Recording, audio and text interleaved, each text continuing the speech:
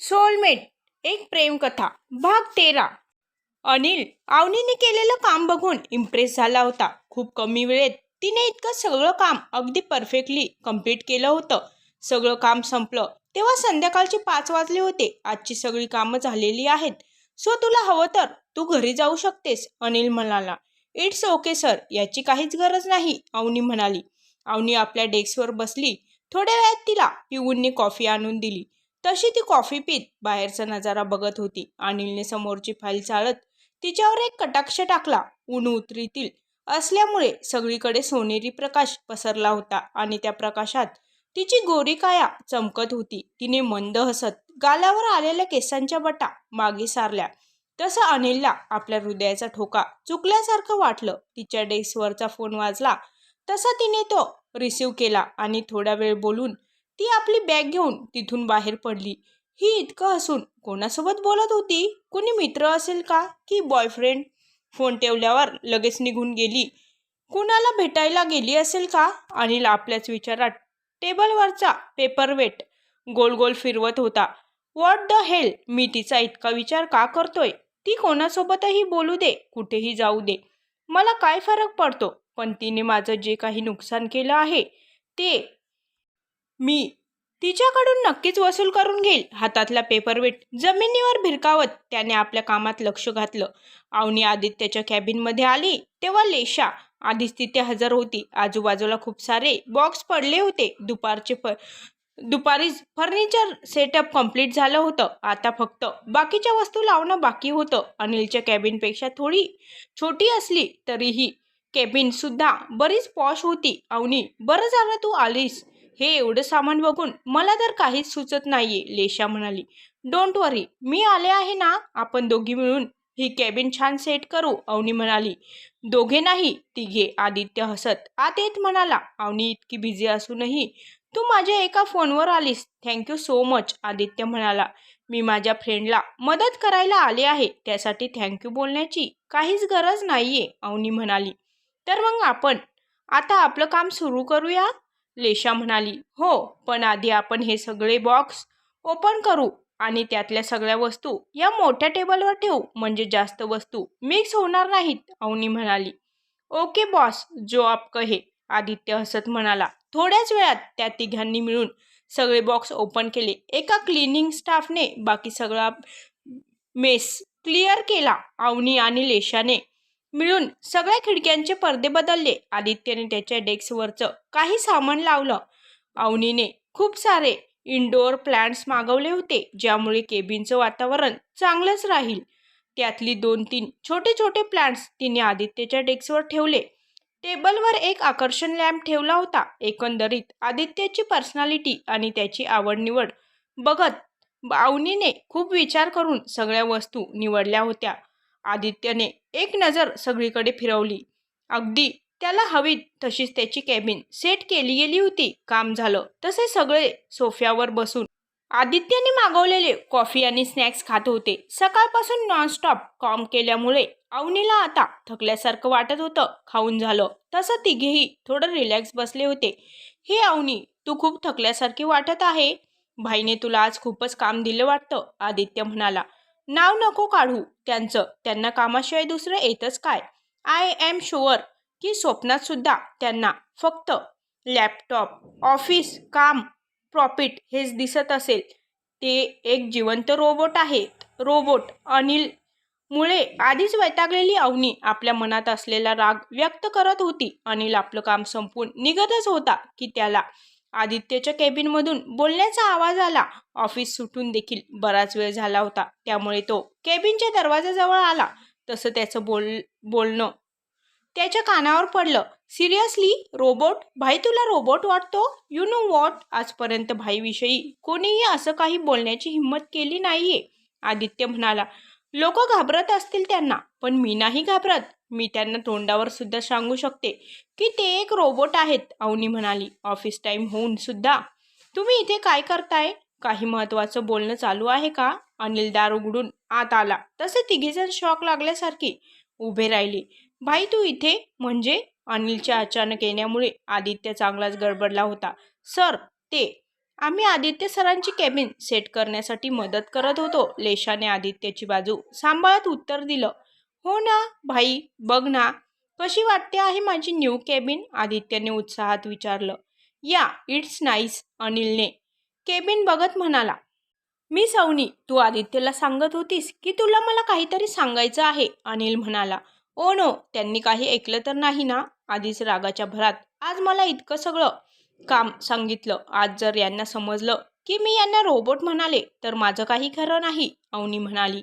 ते मी घरी जाऊ शकते का तेच विचारायचं सांगत होते. म्हणजे आता ऑफिस टाईम संपला आहे तर मला निघायला हवं. मी निघते आता, अनिल अचानक समोर आल्यामुळे अवनी चांगलीच गडबडली होती. अवनीने आदित्य आणि लेशाला बाय केलं आणि घाई गडबडीत आपली पर्स उचलत तिथून जाऊ लागली. त्यामुळे ती एक दोनदा धडपडली सुद्धा. अनिल गालात हसत तिची ही गडबड बघत होता.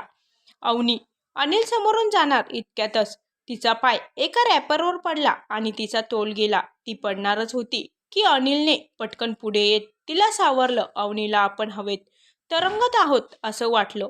पडण्याच्या भीतीने तिने आपले डोळे गच्च मिटले होते. अनिलची नजर तिच्या गोऱ्या पण नाजूक चेहऱ्यावर खिळली होती. दिवसभराच्या कामामुळे ती थोडी थकल्यासारखी वाटत होती, पण तिच्या चेहऱ्यावरचा गोडवा जरा सुद्धा कमी झाला नव्हता. अवनीने हळूच आपले डोळे उघडले तसे तिच्या डोळ्यासमोर अनिलचा चेहरा आला. उफ, हा आकडू इतका हँडसम का आहे यार.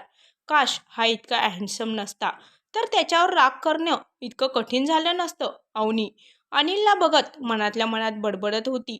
त्याच्या इतक्या जवळ आल्यामुळे तिचे सेन्सेस काम करण्याचे बंद झाले होते. आदित्य आणि लेशा डोळे मोठे करून समोरचा नजारा बघत होते. आदित्याचा तर आपल्या डोळ्यांवर विश्वासच बसत नव्हता. अनिल जो नेहमीच मुलींपासून लांब राहायचा, इतकंच काय त्याने आजपर्यंत त्याच्या बोलण्यातही कोणत्याच मुलीचा उल्लेख केला नव्हता. आणि अवनी जेव्हाही अनिलचा विषय निघायचा ती रागाने लाल व्हायची. अशा या दोघांना एकमेकांच्या इतक्या जवळ बघून हे दोघे देखील चक्रावले होते. लेशाच्या हातात असलेला पेन खाली पडला. तोच अवनी आणि अनिल भानावर येत एकमेकांपासून लांब झाले. आदित्य, लेशा, आय थिंक तुमचं सगळं काम झालं आहे, सो तुम्ही आता निघायला हवं, अनिल म्हणाला. हो हो सर, आम्ही आता निघतच होतो. चल अवनी, आपण निघू, लेशा म्हणाली. तुम्ही दोघे म्हणजे तू आणि आदित्य, मला मिस अवनीसोबत काही महत्त्वाचं बोलायचं आहे, अनिल म्हणाला. बाप रे, म्हणजे मी मगाशी जे काही बोलले ते या आकडूने ऐकलं वाटतं. नाही नाही, प्लीज मला या आकडूच्या तावडीत सोडून जाऊ नका. अवनी यार, कुठे फसलीस तू, अवनी मनातल्या मनात बडबडत म्हणाली. आदित्य आणि लेशाने एकमेकांकडे बघितलं. त्यांना अवनीला एकटं सोडायचं नव्हतं, पण अनिल समोर मात्र ते काहीच करू शकत नव्हते. आदित्य आणि लेशा गेले तशी अवनीची धडधड वाढू लागली. सो मिस अवनी, मगाशी तू आदित्यसोबत काय बोलत होतीस की मला कामाशिवाय काहीच येत नाही. अनिल एक एक पाऊल पुढे टाकत बोलत होता. नाही, म्हणजे मी असं बोलत होते की तुमचं काम तुमच्यासाठी खूप महत्त्वाचं आहे, अवनी म्हणाली. हो का, आणि तू हे सुद्धा म्हणालीस की तू मला घाबरत नाहीस, अनिल आणखी एक पाऊल पुढे सरकावत म्हणाला. तसं अवनी आपोआप मागे झाली. ते मला असं म्हणायचं होतं की तुम्ही राक्षस, म्हणजे तुम्ही राक्षस थोडीच आहात घाबरायला, अवनी म्हणाली. तू आणखी सुद्धा काहीतरी बोलत होतीस, अनिल कपाळावर बोट ठेवत आठवण्याची ॲक्टिंग करत म्हणाला. हा, रोबोट. तू मला रोबोट म्हणालीस? मी रोबोट आहे का, अनिल म्हणाला. नाही. हो, म्हणजे मी तुम्हाला रोबोट म्हणाले होते, पण चांगल्या अर्थाने. म्हणजे तुम्ही रोबोटसारखं न थकता सतत काम करतात, मला तसं म्हणायचं होतं, अवनी म्हणाली. अवनीला पाठीमागे भिंत जाणवली आणि तिच्या अगदी समोर अनिल उभा होता. त्याच्या इतक्या जवळ असल्यामुळे तिचं हृदय जोरजोरात धडधडत होतं. हातापायांना कंप सुटला होता. इतका वेळ ती काय बोलत होती हे सुद्धा तिला समजत नव्हतं. अनिलने तिच्या बडबडणाऱ्या ओठांवर बोट ठेवलं तसं अवनीला तिचं पूर्ण शरीर गोठल्यासारखं वाटलं. ती काहीच न बोलता फक्त त्याला एकटक बघत होती. तर तू मला अजिबात घाबरत नाहीस ना, याची शिक्षा तुला नक्कीच मिळेल, अनिल म्हणाला. त्याचा आवाज तिला काहीच सुचू देत नव्हता. शिक्षा? तुम्ही मला अशा एवढ्याशा गोष्टीसाठी शिक्षा देणार आहात, अवनी म्हणाली.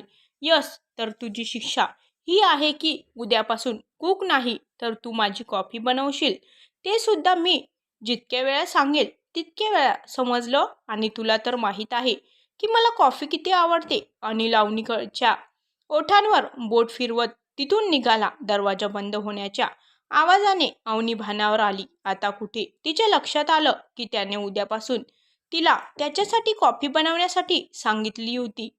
हा माणूस स्वतःला समजतो तरी काय. आधीच मला पीएचा जॉब देऊन स्वतःच्या केबिनची साफसफाई करायला लावली आणि आता तर मला त्याच्यासाठी शेफचं काम सुद्धा करायला सांगतोय. अकडू कुठला. अवनी स्वतःशीच बडबडत बाहेर पडली. तसं तिचं लक्ष समोरच्या मोठ्या आरशात जवळ गेलं. योगायोगाने तिने आज कॉफी कलरची लिपस्टिक लावली होती. त्याच क्षणी तिला अनिलचे तिच्या ओठांवर हात फिरवत बोललेले शब्द आठवले. मला कॉफी खूप आवडते. आणि ते आठवताच अवनीच्या चेहऱ्यावर एक लाजर हसू पसरलं. अवनी आणि अनिल सकाळपासूनच कामात व्यस्त होते. लवकरच एक गव्हर्नमेंट प्रोजेक्ट टेंडर ओपन होणार होतं. अनिलला हे टेंडर कोणत्याही परिस्थितीत मिळवायचं होतं. त्यासाठीच अवनी आणि अनिल प्रेझेंटेशन बनवण्यात गुंतले होते. दुपारचे 3 वाजले तशी अवनीची चुळबुळ सुरू झाली. तिला भूक लागली होती. तिने अनिलकडे बघितलं. तो अगदी मग्न होऊन स्वतःचं काम करत होता. या माणसाला भूक तहान काहीच लागत नाही वाटतं. केव्हापासून नुसता आपलं काम करतोय. रोबोट कुठला. मी जर आता याला सांगितलं मला भूक लागलीये तर मग उलट हा मलाच ओरडेल. अवनी गालावर बोट ठेवून विचारात बुडाली होती. तिला भूक लागली होती त्यामुळे तिचं कामात अजिबात लक्ष लागत नव्हतं. अवनी, हे काही महत्त्वाचे पेपर्स आहेत.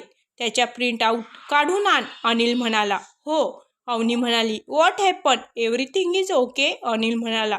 Yes sir. काही प्रॉब्लेम नाहीये. मी प्रिंट काढून आणते. अवनी म्हणाली. अवनी आपल्या जागेवरून उठली. तेवढ्यात अवनीच्या पोटातून भूक लागल्यामुळे गुरगुरल्याचा आवाज आला.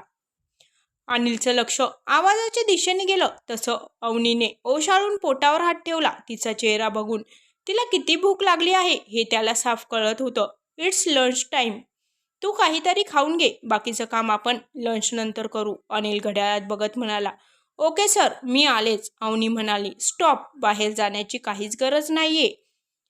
इथेच लंच कर. म्हणजे आपला वेळ वाचेल. अनिल म्हणाला. याची काहीच गरज नाही सर. मी लंच करून लगेच येईल. अवनी म्हणाली. बऱ्याच वेळा कामामुळे ऑफिसमधून सुटायला उशीर होत होता. त्यामुळे पूर्ण ग्रुपने रोज एकत्र लंच करायचं ठरवलं होतं. अवनी जेव्हापासून अनिलची सेक्रेटरी झाली होती तेव्हापासून तिला सगळ्यांसोबत मोकळा असा वेळच मिळत नव्हता. तिला कधी उशीर झाला तरी बाकी सगळे तिच्यासाठी थांबायचे. It's my order and you have to follow. तुमच्याकडे लंच टाईम संपेपर्यंतचा वेळ आहे. त्यानंतर आपल्याला भरपूर काम आहे. अनिल म्हणाला. अकडू कुठला. आता काय हा मला सुखाने जेवू सुद्धा देणार नाही का. प्रत्येक ठिकाणी आपला हुकूम चालवत असतो. हिटलर कुठला. अवनी मनात बडबडत म्हणाली. अवनी आधीच भुकेने कासावीस झाली होती. तिने घड्याळात बघितलं. लंच टाईम संपायला फक्त 20 मिनिटं बाकी होते. अनिलसोबत वाद घालण्यात काहीच अर्थ नव्हता. नाहीतर पूर्ण दिवसभर तिला उपवास घडला असता. त्यामुळे तिने केबिनमध्येच चुपचाप आपला टिफिन काढला. सर, तुम्ही सुद्धा काहीतरी खाऊन घ्या. अवनी म्हणाली. नाही, मला भूक नाहीये. अनिल म्हणाला. हो, दुसऱ्यांचं डोकं खाऊन पोट भरलं असणार. मग तुम्हाला भूक कुठून लागणार. अवनी हळू आवाजात बोलली.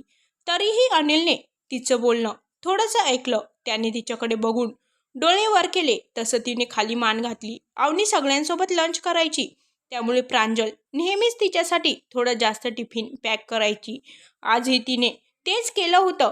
पण आज अनिलसोबत जेवायला बसल्यामुळे टिफिनमधलं बरंच जेवण उरलं होतं. आणि अवनीला मात्र जेवण वेस्ट करणं अजिबात आवडायचं नाही. तिने अनिलकडे बघितलं. तो अजूनही आपलं काम करण्यात व्यस्त होता.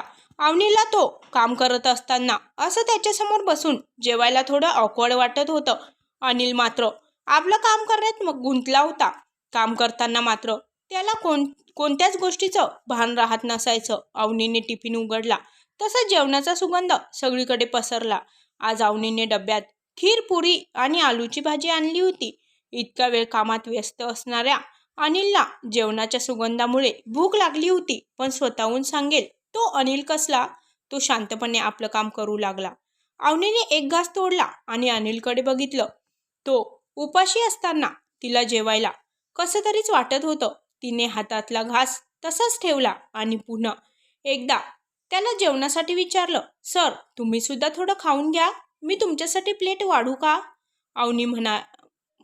अवनीला माहीत होतं की तो फक्त डाएट फूड खातो, तरीही तिने त्याला विचारलं, आय एम ओके, याची काहीच गरज नाही. अनिल म्हणाला, अवनीची मम्मा खूप चांगली कुक होती आणि त्यांच्यासोबतच अवनीला सुद्धा कुकिंगची आवड असल्यामुळे तिने त्यांच्याकडून सगळं काही शिकून घेतलं होतं. अनिलने एकदा तरी तिच्या हातचं बनवलेलं जेवण खावं असं तिला वाटत होतं, पण त्याने नकार दिल्यामुळे तिला थोडं वाईट वाटलं. अनिलने तिचा उतरलेला चेहरा बघून हातातल्या फाईल्स बाजूला ठेवल्या आणि अवनीच्या समोरची प्लेट ओढून घेतली. तसं अवनीने दचकून समोर बघितलं. Is it made by you? Anil म्हणाला. हो, अवनी म्हणाली. अनिलने जेवण सुरू केलं तसं अवनीने स्वतःसाठी ताट वाढून घेतलं. अवनी तिच्या फ्रेंड्ससोबत जेवण करणं मिस करत होती, कारण ती आज पहिल्यांदाच इतक्या शांततेत जेवण करत होती. रोज सगळ्यांसोबत जेवण करताना त्यांची मजामस्ती चालूच असायची, पण आज तिच्या नशिबात साक्षात अनिल जाधव सोबत लंच करण्याचा योग आला होता. अनिलने एक घास खाल्ला. खरंच जेवण खूप टेस्टी होतं. अनिल आणि अवनीने जेवण संपवलं. अवनीने त्याची प्लेट बघितली. त्याने सगळं काही खाल्लं होतं, अगदी खीर सुद्धा. तो किती फिटनेस फिक्र होता हे तिला चांगलंच माहीत होतं. घरी आणि ऑफिसमध्येही त्याच्यासाठी एक स्पेशल शेफ हायर केलेला होता, जो त्याचा रेग्युलर डाएट मॅनेज करायचा. आणि असं असतानाही त्याने तिच्यासाठी त्याचा नियम मोडला होता. पण का? अनिलला एक महत्त्वाचा फोन आला. तसा तो बोलत बोलत त्याच्या कॅबिनला लागून असलेल्या टेरेसकडे गेला. तोपर्यंत अवनीने कॅन्टीनमध्ये फोन करून प्लेट्स घेऊन जायला सांगितलं आणि स्वतःचा टिफिन पॅक करू लागली. खडूस कुठला, सगळं जेवण संपवलं, पण तोंडातून जर एक शब्द निघेल तर शपथ, निदान माझं मन राखण्यासाठी तरी थोडी तारीफ करायची. अवनी हळू आवाजात स्वतःशीच बोलत होती. अवनी, त्या ब्लू फाईल्समधल्या पेपर्सचे प्रिंट आऊट काढून आण. अवनी अनिलच्या भारदस्त आवाजाने दचकली. तो तिच्या बरोबर पाठीमागे उभा होता, इतका जवळ की त्याचे श्वास तिला मानेवर जाणवत होते.